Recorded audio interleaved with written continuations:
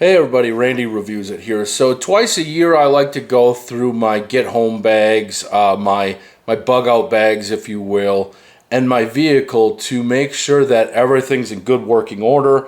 Sometimes I find stuff, got a little weather damage or it's expiring or something like that. You need to change that out.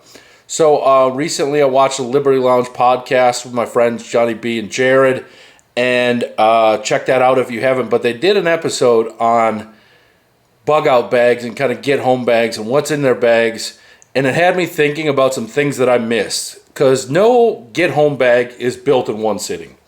It's kind of progressive. You start running into things, hopefully not too serious, but you're like, hey, how would I handle this scenario? So you start adding to it. So we're going to kick things off with showing you what I've added to my bag this year, and then we'll walk through the rest of the contents of my bag, as well as a little bit of my vehicle kind of loadout, if you will. So I hope this excites you as much as it excites me. I'm a big fan of this kind of stuff. I've actually used a lot of this stuff, and I think that's another thing that you should look into is making sure that it all tests and works and all that good stuff.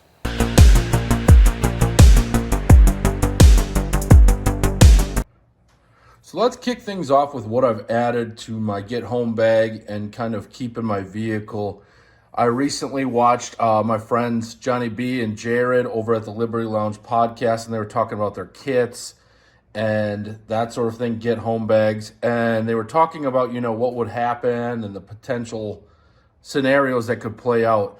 And one of the things that I didn't have an option for is, how do I get more gas into my vehicle if I can't get to a gas station? So that's where this came in. And remember, 2 is 1, 1 is none. We want the manual version as well. So this is a battery-powered gas siphon so that I don't have to suck on a hose and potentially get drowned in fuel. It just runs off, I believe, AA batteries. And then here we have just a quick transfer hand pump version of a fuel siphon as well. So it's important. One, how do I get fuel into my vehicle if I can't get to a gas station and I don't have a gas can or something like that, not a traditional container? I should have some way to get that out. The next thing, fire extinguisher. So we were talking at the cigar lounge about how someone helped someone extinguish a vehicle fire, and I thought about it and I was like, hey, I have fire extinguishers for my house. I try to keep them updated and around and available, but I don't have one for my vehicle. So if a fire ever started here, I don't have any option. Plus, if I come across someone and want to help them out, I wanted an option for that. So make sure you get a decent fire extinguisher. If you know like the ABC ratings or what they're rated for, and kind of what you want to be able to put out with them, because electrical is different than chemicals, different than combustible, and all those different things. So make sure you have a decent fire extinguisher. Last but not least, batteries. So I wanted a way to keep batteries safe and at the ready in my vehicle as well as my bag. So here we have some AA's. We have 1, 2, 3A's.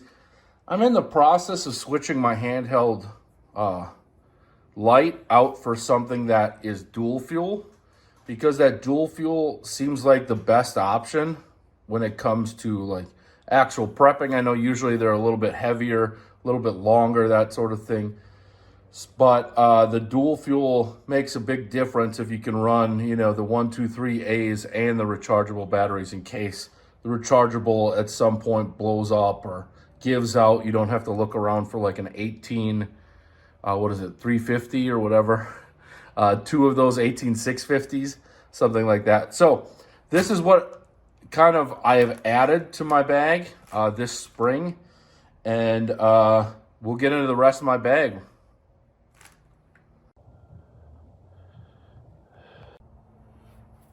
Hey everyone, I apologize if I start coughing. I got something, I don't know what it is, but I'm coughing my guts out right now. So I opened up my first aid kit that's on my bug out bag, and the first thing I saw was this, and I kind of want to switch this out, but I think I'm going to keep it in and just double up, because you know the saying, one is none and two is one. So I've been switching over to the cat tourniquets, making sure that you get the North American Rescue legit ones instead of the rats that I was using. Apparently the cats ones just have better performance. So I bought, I think, 3 or 4 of these. I'm switching over to those. But I'm going to keep this in there just in case. Who knows? Maybe I'll need 2 tourniquets someday. I hope not. But if I do, at least I'll have 2 instead of just 1. So that's the first thing I'm switching out. It's important, too, to like check, make sure everything's not expired. Look it over, make sure the packaging isn't damaged on it, that there's no perforations, things like that. And then if you want to consolidate things, do that. I know this was just kind of an extra bag that I had in the house, and it had shears in it. And this bag, when I opened it, actually didn't have shears in it. So I wanted to make sure that I put some shears in there. These are BattleTac ones that I think I got out of a battle box way back in the day. So I'm going to throw those shears in here. Make sure I have shears, and then just go through my medical first and make sure that's all up to spec. And then I'll check the rest of the bag. I got a few more things to switch out, so hang in there. I know it's more of the glamorous part, but mine isn't so glamorous. People ask like what knife they carry on their bug out bag or anything like that. Right here I have a Tops Cub. So you can see that. It's definitely had some use to it. I've broken the tip off of it. Let's see. We'll try to get that in focus a little bit better. There we go. So I broke the tip off just a little bit. I put an edge on there. It's shaved sharp. This thing's got a great micarta handle on it. Skinned a few deer. Handled that. You always want to make sure you have something too to keep an edge on it. So just a little tool like this is really nice, where you can just run it through there. And then also if you got any serrations or anything like that, using this tool is great. So that, I'm thinking of adding this. I recently won this in a contest, but this is the Phobos. God, I'm trying to remember which one. But this was a Phobos knife. It's like 4 operators by operators. It's really heavy duty. You can see how thick the spine is there. And it's got a wicked edge on it. Little skull cracker on the back. Good choil. Everything. It's a pretty solid knife. So I'll probably add that to the bag too, because like I said in the last, 1 is none and 2 is 1. And then you always want a pocket knife as well. So I've had this pocket knife since I was in college. This pocket knife is a Kershaw. I'm a big fan of Wharncliffe blades on like a pocket knife or a working knife, whatever you want to call it. This knife right now is probably 19 years old. But Kershaw makes a good knife, especially these back in the day. So this is just something, too, I keep in my bag just so that if I need an extra pocket knife or something like that. Make sure you keep a good edge on these knives. Make sure you have like a wax or some type of treatment on them as well. You don't want any corrosion, because I keep this bag, in my truck. So that's the knife setup in my bag so far. All right, in the top pouch of my bag is kind of my fire starting, drinking, eating, flashlight or headlamp areas. So what we got here, we got some fat wood. So you can take this and notch a few off, whittle some of this off, and it's good for starting a fire, as well as, just this right here that you can use to make kind of a tinder. We got a little chemical camp stove if we need to. So if there's not wood or anything like that, we got these pellets around here, and you can just turn this into a little stove. Set whatever you want to heat up on top of that. We have some mini infernos. And then just redundancies, we got a lighter, a Bic lighter, and a waterproof case right here. So you just want to make sure that that works. We got this right here, an actual fire starter. So if you need it, some cordage, you can always cut this up and burn it, unravel it, that sort of thing. And then if you need to tie and secure things, it's on the top, so I don't have to dig for it. We got our K-bar kind of tactical spork, so it's actually got a little knife in here for eating as well as the spork side of things. So I keep that. I used to try to take it for work, but the airport's got a little bit, obviously picky about that sort of thing. And then here we have an expanding container, so like a Hydra pack, so a collapsible bottle. So you want to make sure, like, if I need to fill something up, that I have this there. Fits in the top, it's pretty easy. But, just like redundancies, I got like a typical metal bottle in the truck as well. I have a few other kind of bladders with the bag. And then you want to make sure you have a good headlamp too. Batteries are dead on this, so I'm glad I checked my bag. Looks like I need to change the batteries on this.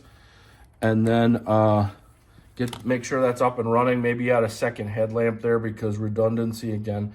But this is the reason why I check my bag every spring and every fall, is you never know where things are at, and you just want to make sure that everything, ooh, there we go.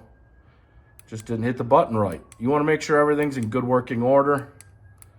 Button was just picky, and now we're good to go. But keeping extra batteries for these two is important. All right, let's get into the rest of the bag. Before we get into the rest of the bag, I guess I wanted to show you. So on the outside here, I got another pocket knife, like an emergency knife. I have a compass in there. I have latex gloves in there, and then I have kind of a sleeping bag over there, as well as an additional tourniquet over there. So the latex gloves have been especially handy. I keep this bag in my truck, like I said. When I go deer hunting, it's nice to have those to, field dress a deer and not get blood all over your clothes and, hands and skin and everything like that. So it's nice to grab, especially if somehow someone nicked the stomach on something like that. It's pretty miserable, so it's nice to have gloves. And then just general safety precaution too, I recommend them. Whether it's barbecue or safety, you should always have a pair. All right, so let's get into the heart of the bag here. I have the Sawyer water filtration system. This is the pump one. It can do up to 100,000 gallons of water with this bigger pump one. And then it allows you to put it into different containers. So that's really important. I know that some people are hung up on life straws, but a life straw means you need to be near a water source. Whereas this, you can kind of filter your water, take it with you. That's pretty important instead of hauling around dirty water or whatever you got to do. Right here we have a chemical stove, so this is pretty cool. You just break these chemical packets into water and it boils it inside of there. And it came with a thermos too, so the barrel cook is what it is. It came with a battle box, really good stuff. So that's pretty cool. I got another like kind of pot and thermos to put on that chemical stove that I showed previously because, again, redundancies. And then there's some comfort items. So rather than just a sleeping bag, we have a sleeping pad here as well. This fits in. It's a comfortable thing. It's, you add air chambers and things like that and it makes the ground comfortable to sleep on. I've used these things a decent amount. Like it's better than just putting a quilt in a tent, that sort of thing. And on top of that, we even have the pillow. So it just makes things a little bit easier on you. I have the sleeping bag on the side, and then I also have an emergency sleeping bag if I need that. So we got the tack bivvy here if necessary. We have some additional trauma dressing I keep in my bag just in case. If you actually get wounded and you need gauze and dressing and stuff like that, you're going to go through a lot of it. So you want to make sure you have a decent amount of that, not just a little bit. And then over here we got our meals. So we got chili mac with beef, chili mac with beef, chili mac with beef, little Louisiana red beans and rice. And then we have a few more chemical stove items as well as some marking kind of wristband things. So this allows me to have, essentially there's like 8 servings of food in there, which should hopefully get me to my next area or next wherever I need to, or get home where I have a bunch of this stuff kind of as well. So it's nice to have that. I've eaten like some of the scrambled eggs ones. They're pretty good, I'm sure. The Louisiana red beans and rice one is solid too. That sort of thing. It's just making sure you have something, you know, like a Cliff Bar is nice and all, but you're going to need calories if you're hiking, hauling stuff, or staying still for a while, and you just want to make things better. So I recommend some of these freeze-dried meals if you can find them, or if you can afford them, and if you can pack them. Let's get into the rest of the bag contents. All right, so additionally in that top bag, I have a really good flashlight. This is a Phoenix flashlight, so you want to make sure, check it works, have extra batteries for that. A strong heavy-duty clip-on one. I believe this even has like a strobe feature. Yeah. So a nice strobe feature there that you can slow down if you need to. Alert people. I got 2 Glock mags in here with 9mm ammo. I'm going to be adding a P30 mag, at least 2, because I'm not actually going to be carrying anything that takes Glock mags anymore. Moving away from that. The video should be out soon, if not already.